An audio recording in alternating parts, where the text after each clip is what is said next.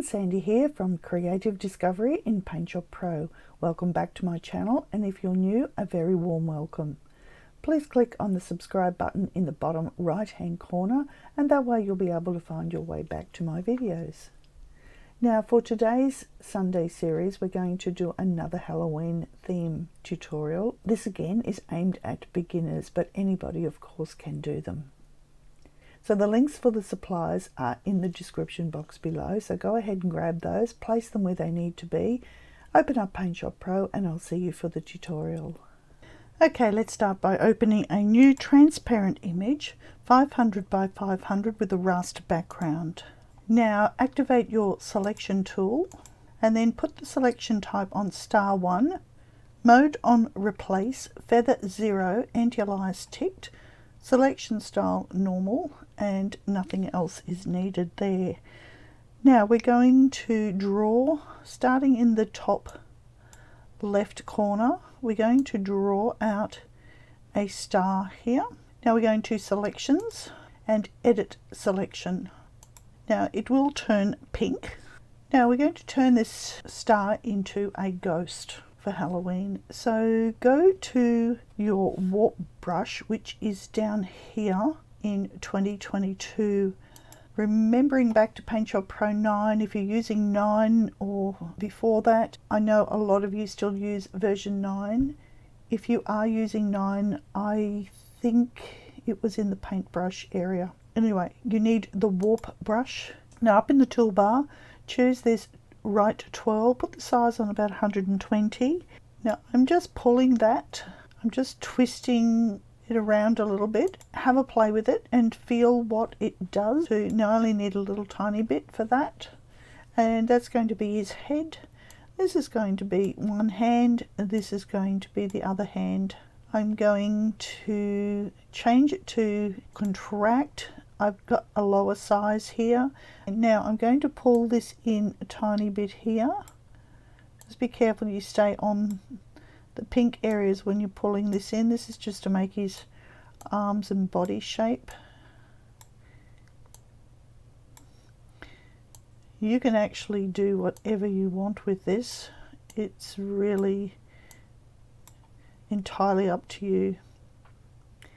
I'm going to go back to these swirls and do his feet. Now you can play around with that as much as you like to get the different shapes you want. If you're happy with that little ghost shape, then go back to selections and edit selection again. So click on that again, and what will happen, you'll get a little pop-up box. You need to click OK, and then the pink will disappear and it will be back to just the selection again. So click this OK, and then you have your selection. Now we're going to flood fill that with something white.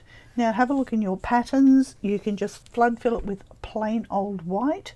I'm going to use one of these white patterns I have. This one is fairly plain. So you flood fill it with whatever you want, but if you don't have a pattern you like or a texture you like, just use a plain white. Now in the zip file there's a couple of little faces. Just pick one of them. I'm going to use this one. Drag it onto your image and then grab your move tool and then place it where you want to. Now just be careful, this is a transparent image, so you'll need to click on, probably the best part to grab is the mouth, and place the face where you think it is best. Now merge those two layers together. Merge visible, so you can go layers, merge, merge visible if you don't have all the icons I have. Now the next thing we're going to do is put a little grey line around him. Invert the selection and place this dark colour. I grabbed that from the recent materials box. You will right click on this box and use this dark grey and flood fill the surrounding area with the grey. Now invert the selection again. Now we're going to expand the selection. If you are doing my course, you will have these icons, so you can click on the expand selection. If you don't, you're going to go up to selections, modify and expand. Now the number of pixels we're going to place in here is 2, and then click OK.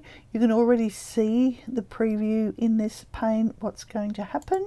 Then invert the selection again and hit the delete key on your keyboard. Deselect that, and there you have a happy little ghost. You can make lots of those with lots of different shapes. You can make them in all different ways. This one I've put a little foot on the back. Sometimes this is more of an accident than good planning. And then you can use them. Here's one that I did, we worked out a little bit differently, and I've used him in this image here. Now save that as a PNG file or a PSP file, and then you can use that wherever you want. You can place a drop shadow on him, but I would probably save it without the drop shadow and then add the drop shadows later. Okay, well that's it. We'll have fun making some ghosts and adding them into images where you wish. Well, I hope you enjoyed that, and if you did, please give the video a thumbs up. You can also leave me a comment below. Now, if you haven't joined our Facebook group and you would like to, there is a link up the top on the banner.